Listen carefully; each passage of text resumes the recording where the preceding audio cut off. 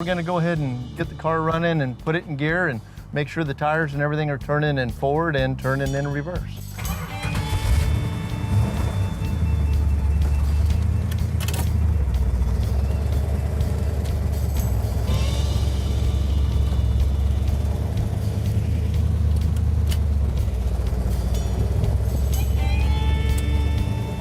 Just like that. You don't usually come across the numbers matching engines like this. These cars were built for one thing. They were built to go fast. They were built to stomp to the floor, shift the gears, and beat Billy Bob up at the gut on Saturday night. So what are the odds that the car that was built for that is still gonna have its original engine, or is its original engine gonna be busted and blown to pieces? So when you come across one, you start out with one, I think 852 446 spec 4-speed cars in the 70, I believe, I'm not positive of that number. How many are left with their original numbers matching engines? The engine assembly went amazingly well. That's what happens when you have everything laid out and you know exactly what you're doing and you got good help next to you. So now with that done, I'm gonna go out back, check in on Dave, see how he's doing on the QC items for the 383 Cuda. It's riding better. I like that height. Yeah, I like that height a lot better. Yep. Yep. It's nice. Should have a little more clearance on the front wheels. Once I get the alignment, that should be perfect. Yeah, brought the back up a little bit. It looks a lot better. Yeah. One of the best parts of my job is being able to road test these cars. I don't always get to do it.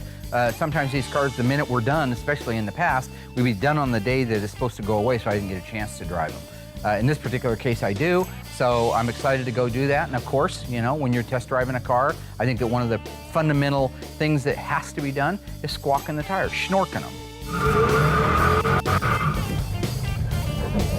What? Oh, crap. True or false? The vehicle identification number on a 1970 Plymouth Superbird did not distinguish it from its sister, the Plymouth Roadrunner. The answer coming up after the break. This incredible story becomes more ghastly with each report.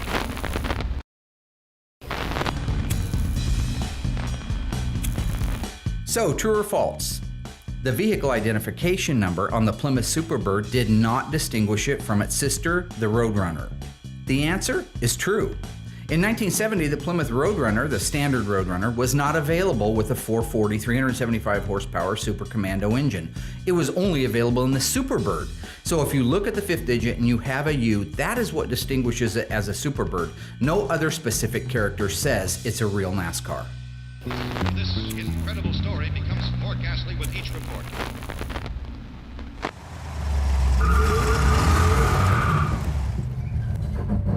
What? Oh, crap. Sounds like the brakes.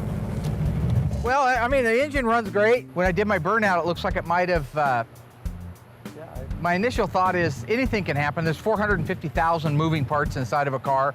So inside the brakes, it sounds like something may have come off, maybe a keeper. Something's dragging in there, so. Yeah, it's just the rear brakes or something's, it sounds like something fell apart in there. So I'm just gonna use the stringo to move it back inside. We'll get it up in the air and see what it is. Well, for the most part, everything worked great on the car. It ran driving fine. We got a little noise in the back end.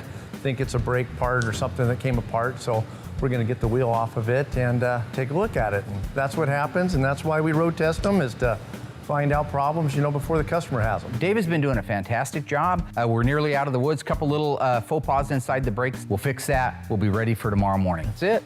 Those pieces, Right. yep. We'll do it.